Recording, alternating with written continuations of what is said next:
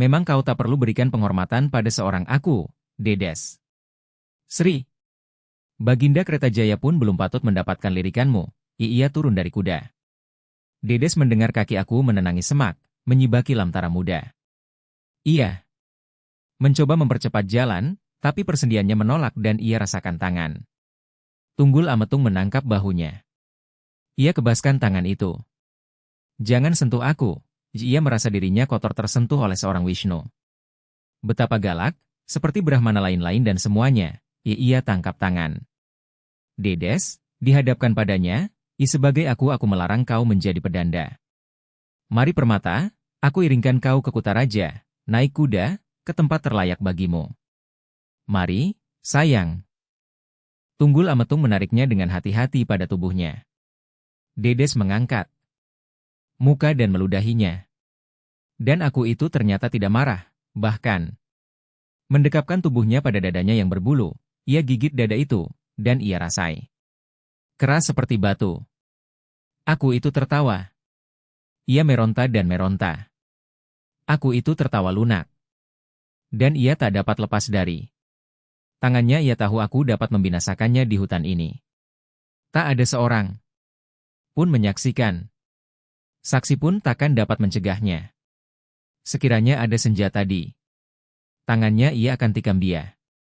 Orang Wisnu yang tak kenal Hyang Yama ini. Ia mulai mencakar dengan tangannya yang bebas. Tunggul Ametung tertawa manis. Anak macan juga macan, ia tertawa. Kau, anak desa yang belum lagi tahu. Semua Brahmana telah takluk menyembah pada kaum Satria. Apakah Hempu Parwa? Ayahmu, belum ajarkan itu padamu? Amarah tanpa daya itu membuat Dedes terhisak-hisak menangis. Bicaralah, Permata, tak urung kau akan kuboyong ke Pekuan. Betapa banyak wanita mengimpikan kesempatan itu, Dedes. Kau tidak suka? Justru karena itu. Lebih indah lagi, lebih berharga lagi kau di mataku, di hariku. Tidakkah kau mengerti? Mpu Parwa bisa binasa karena kau? Bukankah dia sedang pergi mencari sekutu-sekutunya? Kaum Brahmana? Tidakkah kau mengerti hukuman bagi persekutuan? Diikat dengan naga banda, seluruh keluarga berbaris masuk ke dalam rumahnya. Yang dibakar? Karena hanya itu yang kau bisa lakukan. Hanya itu. Aku Tumapel senang mendengar Dedes mau bicara. Hanya itu? Jauh lebih banyak dari itu, Permata. Dan jauh lebih kejam dan hina. Ratusan, ribuan tahun yang lalu kaum Brahmana jauh lebih kejam. Tak pernahkah kau dengar kampung-kampung yang dipersembahkan pada Hyang Durga? Itulah pekerjaan para Brahmana. Ayahmu tidak cukup jujur kalau tak pernah ajarkan itu. Ah, putri Brahmana, seorang Brahmani. Aku mengerti kau merasa terhina. Tersentuh olehku. Tentunya ayahmu sudah mengajarkan padamu. Aku hanya seorang sudra. Ia dekapkan Dedes semakin lekat, dan berbisik. Mulialah Sri Erlangga Batara Wisnu, dengan titahnya semua orang bisa jadi Satria atau Brahmana demi dharmanya. Dedes tak dapat menangkis, badan maupun jiwanya. Badannya tak berdaya dalam pelukannya, ilmu dan pengetahuannya juga tak berdaya membantahnya. Ia hanya penipu, dapat mendesis. Dengan tangan sebelah Tunggul Ametung mengangkat tubuh Dedes dan diciuminya mukanya, tersenyum puas.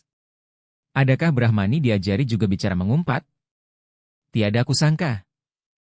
Lepaskan aku. Sekali tertangkap tangan takkan lagi kau kulepaskan. Keji.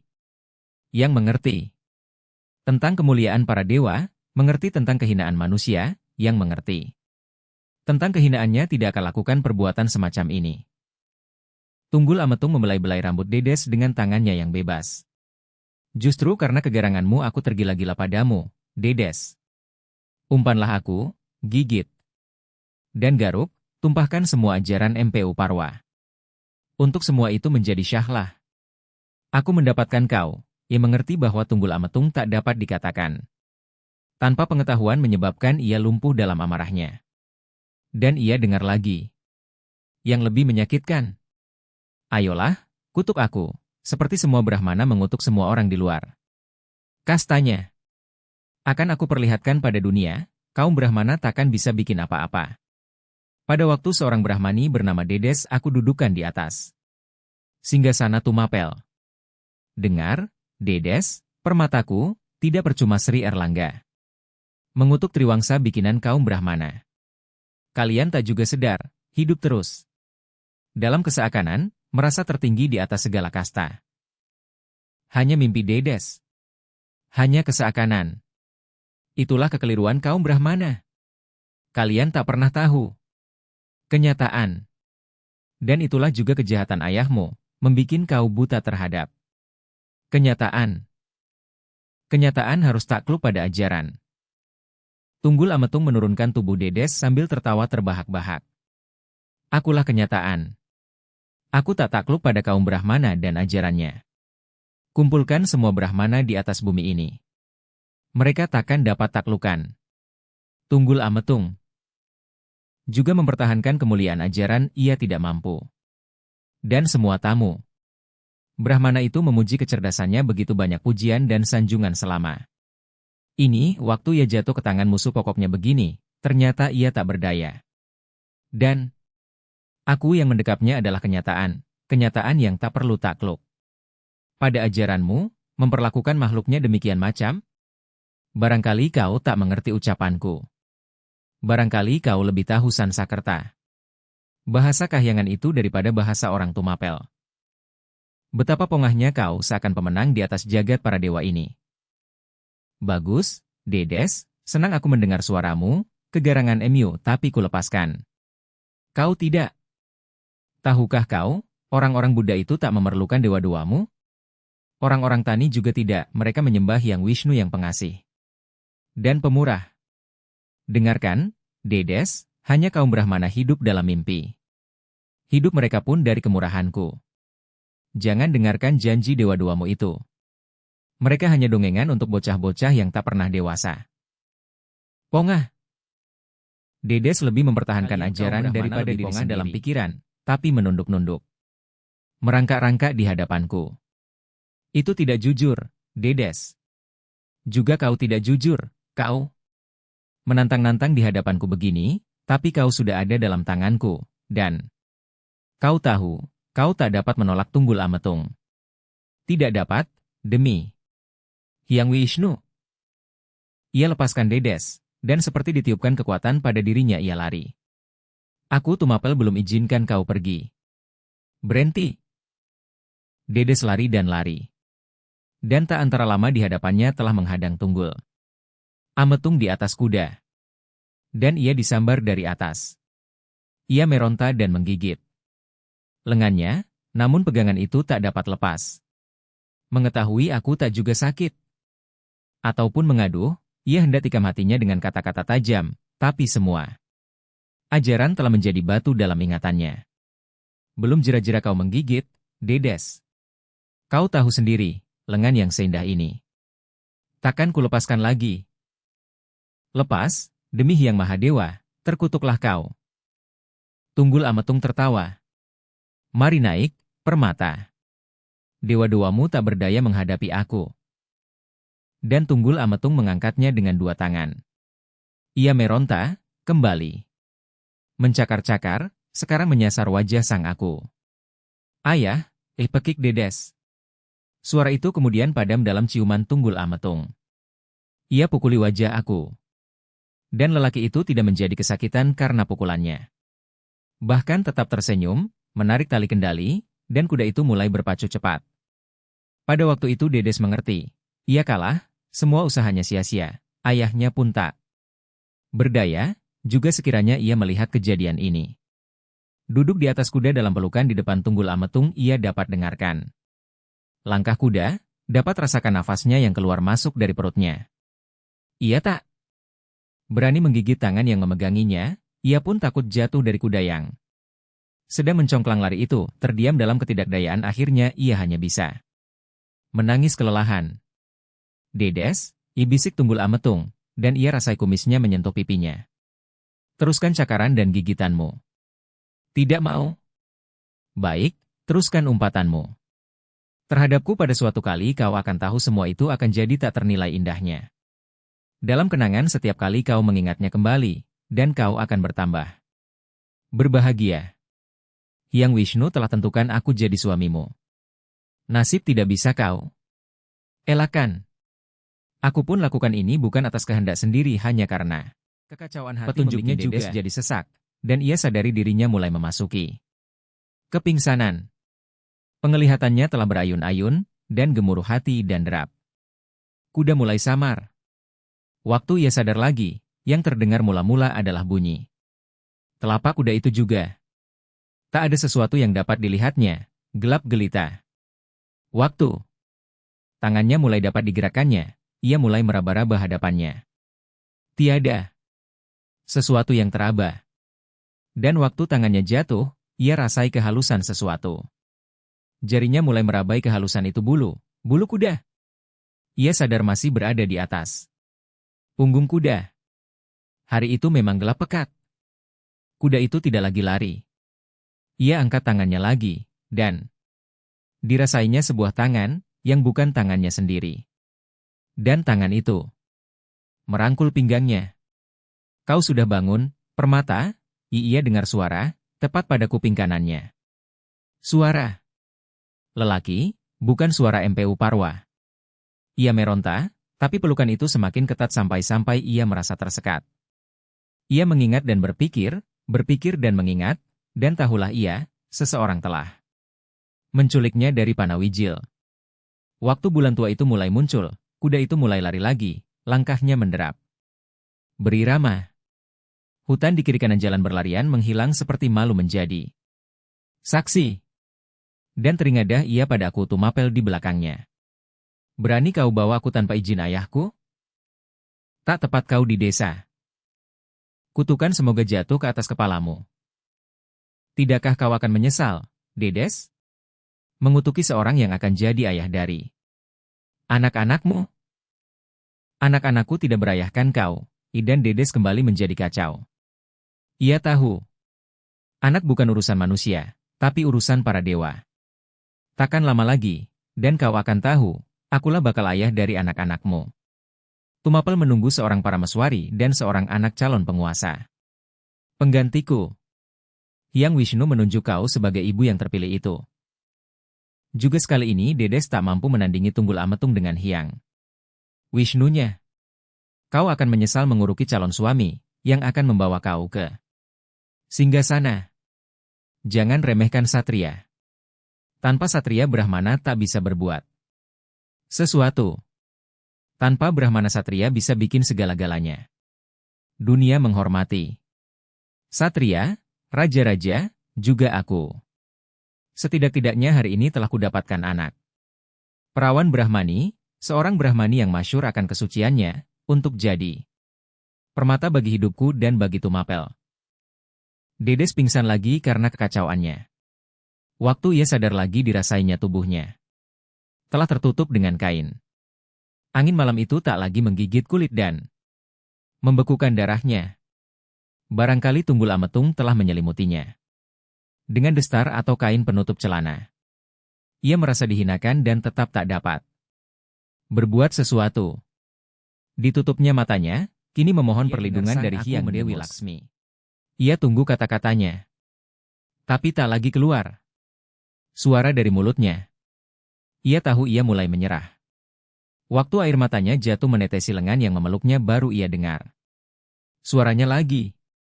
Jangan menangis, Permataku. Para dewa telah berikan dirimu padaku. Kau hanya menjalani sebagaimana juga aku. Tak pernah ada wanita menantang, melawan dan menolak Tunggul Ametung. Hanya kau. Karena itu kau dipilih lebih daripada putri-putri Tumapel, Kediri dan seluruh Buana, satu-satunya perawan yang berani menggigit dan mencakar Tunggul Ametung sungguh-sungguh perawan pilihan. Yang berani meludahinya betul-betul manusia dewi. Tumpahkan air matamu, Permata, karena setelah ini takkan dia titik lagi, seluruh kebahagiaan makhluk di atas bumi hanya milikmu. Tunggul Ametung bicara terus. Dan ia makin dapat mengerti. Sama sekali dia tak dapat dikatakan dungu. Kata-katanya teratur dan bersumber pada kepercayaannya. Pada Hyang Wisnu, Dedes, kaulah permata di antara semua jenis wanita. Tak ada perawan dari Triwangsa dan di luarnya lebih terpilih daripada kau daripadamu akan lahir raja-raja besar di bumi Jawa. Ah, Dedes, apakah MPU Parwa pernah tahu semua ini? Air mata Dedes semakin deras. Dedes, dedesku, dalam hatimu saja terdapat api Sang Muncukunda, seorang tokoh yang dengan pandang matanya telah membinasakan raksasa Kalayawana dalam peperangannya melawan Kresna. Di luar kau semua hanya sampah di hadapan matamu. Permataku! Permataku! Perawan itu menjadi ragu apakah orang yang memeluknya ini benar menjalankan petunjuk dewa ataukah memang hanya Drubiksa meminjam suara para dewa. Segala apa tentangnya yang didengarnya dari ayahnya dan para Brahmana tidak cocok. Ia bukan seorang yang dungu, tahu berlemah lembut. Ataukah memang demikian semua penjahat dalam usahanya? Dan mengapa para Brahmana yang menganggap dirinya benar karena sejalan dengan ajaran tunduk takluk pada Hyang Yama, tidak mampu berbuat sesuatu terhadapnya? Adakah aku Tumapel yang memeluknya benar-benar lebih kuat dari semua dewa sekaligus? Dia telah bicara tentang Muncukunda, cerita dan tafsiran yang diberikan hanya kepada siswa-siswa tingkat Cikil dan Wasi. Benarkah dia buta huruf dan mengetahui segala hanya dari tangan kedua? Suatu kemestian bagi Brahmana adalah berpikir dahulu sebelum bertindak. Dan nampaknya Tunggul Ametung melakukan ini setelah masak berpikir. Maka dia tahu kemana ia pasti akan lari menghindarinya dan menunggu di sana sampai ia diserang kekacauan datang. Semua yang diajarkan oleh ayahnya terancam akan runtuh dalam tangan orang yang dapat menggagahi segala-galanya ini. Di sela-sela derap kaki kuda itu terdengar dalam ingatannya suara ayahnya, kaum Satria adalah pemukul segala dosa, dunia akan binasa karena mereka, dan hanya kaum Brahmana bisa selamatkan manusia dan dunia, maka semua usaha kaum Brahmana harus dipusatkan pada kembalinya tata tertib jagat Pramudita. Sekarang ia dalam pelukan seorang Sudra yang disamakan oleh Kediri. Dan ia tak dapat membela diri. Dewa-dewa juga tidak menolongnya. Hyang Laksmi juga tidak membantunya. Hyang Mahadewa yang setiap hari dipujanya dalam samadhi juga tidak melepaskan trisulanya untuk menolong dirinya. Permataku, ia rasai wajah Tunggul Ametung itu menciumnya. Dan ia dengar. Suara itu tidak mengandung kama, tapi kasih sayang. Segalanya akan dipersembahkan pada Dedes dan kesuciannya, dan kemuliaannya. Apakah kurang? Aku menghormatimu. Apakah aku kurang halus terhadapmu? Kau, perawan. Dengan hati memeram api Muncukunda. Kau, ibu dari raja-raja besar yang bakal dilahirkan. Singgasana Tumapel adalah milikmu. Tidak percuma para dewa bisikan padaku setiap kali bersamadhi. Dedes tak rasai lagi dingin angin pancaroba menjelang pagi. Bahkan rambutmu kurasai seperti belayan sorga. Lepaskan aku, Tunggul Ametung. Ia mulai meronta. Lagi. Kulepaskan kau setelah sampai di keputrian Pekuan. Terkutuk kau. Aku terima kutukanmu, Dedes. Seorang satria akan terima segala dari para dewa. Sama beraninya dengan waktu di medan perang. Tapi jangan kutuki anak-anakmu sendiri. Penipu. Pembohong. Penculik. Dedes memberontak, juga ajaran yang telah diterimanya menggugatnya mengapa ia tidak melawan. Kembali ia pingsan. Menjelang terbit Hyang Surya, kuda itu memasuki Pekuan, tanpa mengindahkan para pengawal yang sedang lalai dalam kantuknya. Ia turun dari kuda membopong Dedes, masuk ke dalam keputrian, dan membawanya masuk ke dalam bilik para meswari. Dedes sadar kembali. Ia dapat melihat Tunggul Ametung membangunkan seorang wanita yang tidur di lantai di atas tikar dengan kakinya. Dan ia dengar, "Rimang, aku serahkan padamu putrimu sang para meswari. Lehermu jadi petaruh."